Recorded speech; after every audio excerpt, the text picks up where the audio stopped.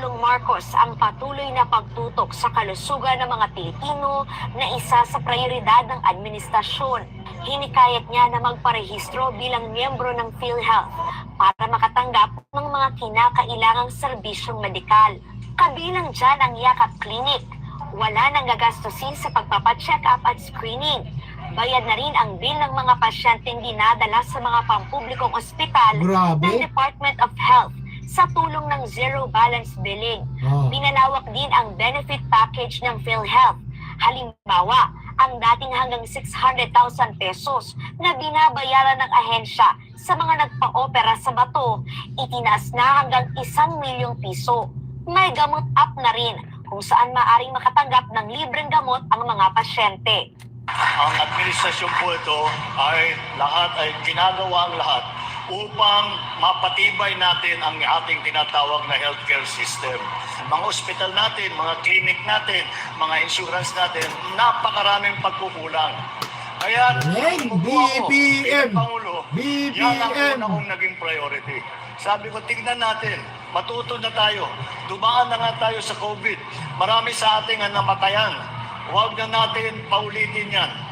Binisita rin ng Presidente ang Benigno Aquino Elementary School para kamustahin ang mga estudyante at guro.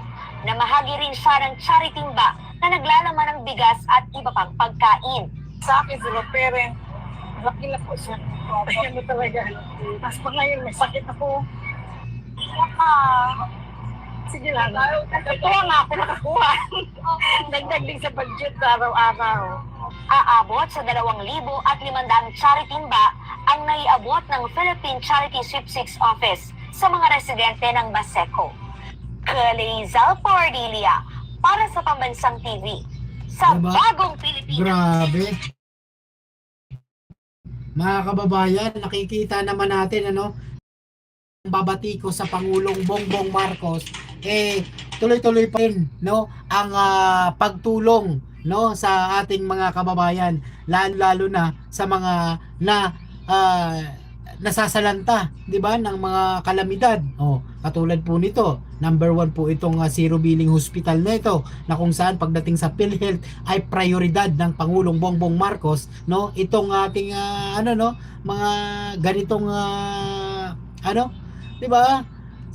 Lalo na sa mga senior citizen, may mga sakit natin mga senior citizen, number 1 po 'yan na natutulungan ng Pangulong Bongbong Marcos, at hindi na sasakit ang ulo ninyo basta-basta, dahil nga po sa zero billing na ipinatupad ng Pangulong Bongbong Marcos.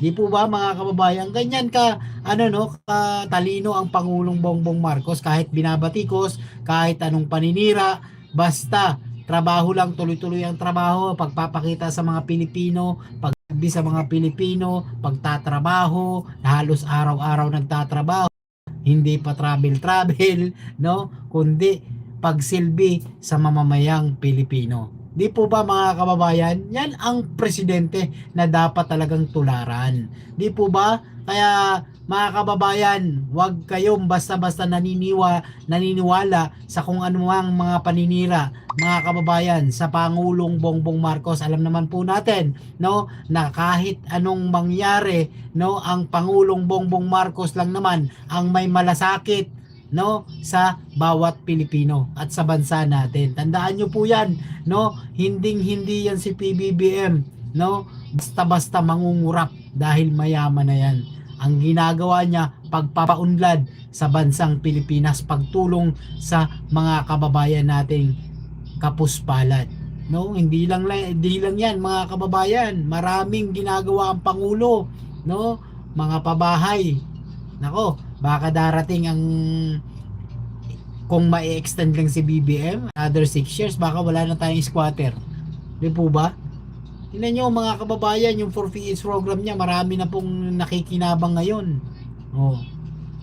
Talagang Marcos talaga, dugong Marcos, mga kababayan. Kaya sa mga loyalista natin, solid BBM, solid supporters ng Marcos, na hanggang ngayon talagang nandyan pa rin, hindi pa rin bumibitaw. Please, comment po kayo, mag-share tayo at mag-like tayo, at subscribe na rin sa ating YouTube.